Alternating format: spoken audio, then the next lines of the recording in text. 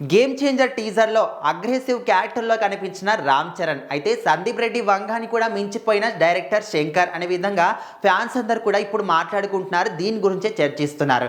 So ఈ విధంగా అంటే రీసెంట్గానే మనందరం కూడా ఎప్పటి నుంచో కూడా ఈ గేమ్ చేంజర్ అప్డేట్స్ గురించి, గేమ్ చేంజర్ టీజర్ గురించి, సినిమా గురించి చాలా ఈగర్గా వెయిట్ చేస్తున్నాం.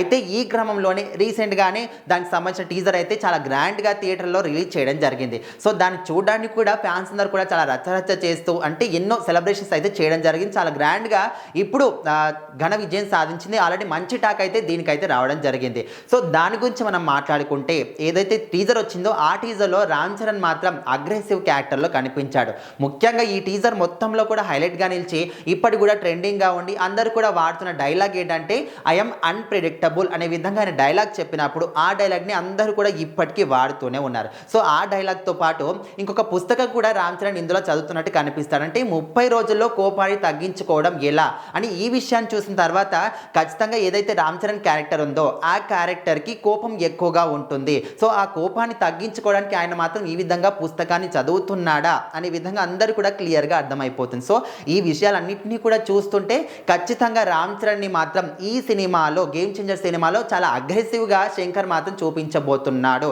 అని అందరికి క్లియర్గా అర్థమైపోతుంది. అయితే ఒక హీరోని సాఫ్ట్గా కాకుండా చాలా అగ్రెసివ్గా అంటే నో లిమిట్స్ లేకుండా అగ్రెసివ్గా చూపించడంలో సందీప్ రెడ్డి వంగాని మించిన వాళ్ళు ఎవరు కూడా లేదు. అయితే ఆయన వచ్చిన తర్వాత, ఆయన సినిమాలు వచ్చిన తర్వాతనే అందరూ కూడా వాళ్ళు చేసే హీరోలకి అగ్రెసివ్ క్యారెక్టర్ని జోడిస్తున్నారు. సో అదే విధంగా చూసుకుంటే ఇప్పుడు ఈ గేమ్ చేంజర్ సినిమాలో కూడా రామ్ చరణ్ని చాలా అంటే చాలా అగ్రెసివ్గా చూడబోతున్నాము.